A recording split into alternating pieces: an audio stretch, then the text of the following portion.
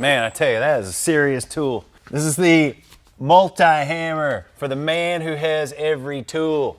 This is your one. It's the Lamborghini, the Ferrari, you know, the one that everybody walks into and they're like, really? That's the tool you have? You've got that tool. Seriously though, this tool does a lot of things. It can do stretching, shrinking, bead rolling. You can do English wheel, doming. And the reason it's like more than one machine is it's got a function where not only can it be a rigid hammer, but it can also be a sprung-loaded power hammer like Yoder type. So what we're doing now is doing shrinking, which this is about 5 minutes. And that is a serious piece of shrinking out of 5 minutes. And one of the reasons it does that is because it has so much power. I mean, when I'm using it right now, even though it's really controllable, you wouldn't want to get your finger in here. But you see I'm using it really slow, but you can also pump it up. You got a variable control here, so you can set it at a certain speed and go ahead and kind of crank it on. But like I was saying, the big deal is up on top. And if you look right here, there's a pin. If you lock this pin in, then it's in solid mode. So say you want to do some wheeling, if you want to do some beading, then it's locked into a hard position.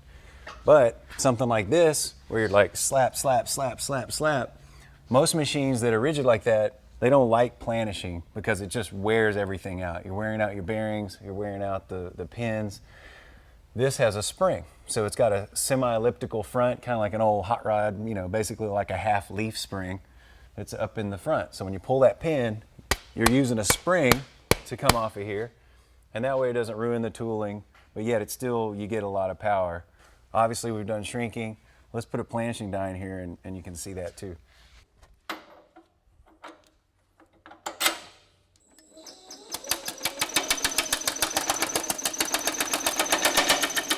Now first I'm just kind of pushing down these ruffles, just kind of pushing them together, get rid of the folds. Now we'll kind of get into the meat. We'll start making some real beef.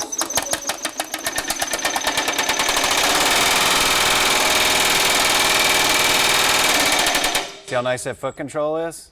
Sweet. More slow.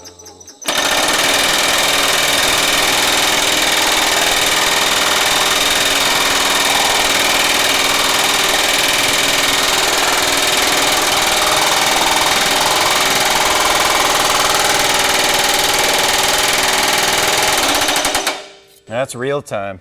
Look how quick that is. That's a lot of stretch. It's a lot of shrink to happen that fast and that smooth. Woo-hoo-hoo-hoo! Okay, so I got my beading die in.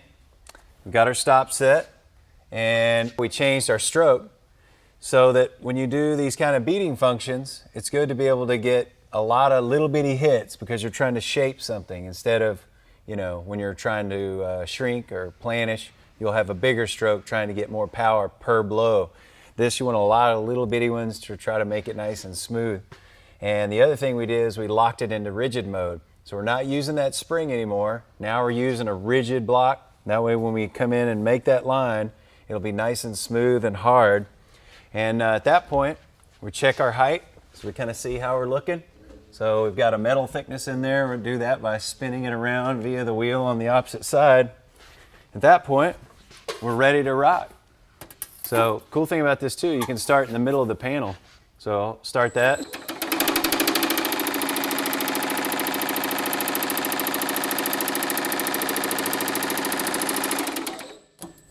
See how smooth that is? Now say like you're doing a floorboard, you know, floorboard would kind of look similar to this.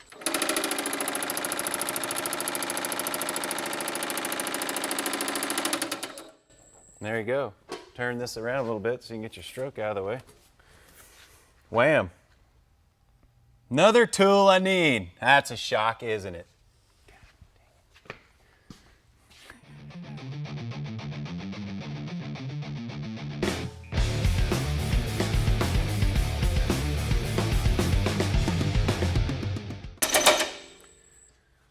This is definitely one of those tools where you're like, if you have this tool, I hate you. That's a really great tool. Now I'm just doing half just to show you how how fast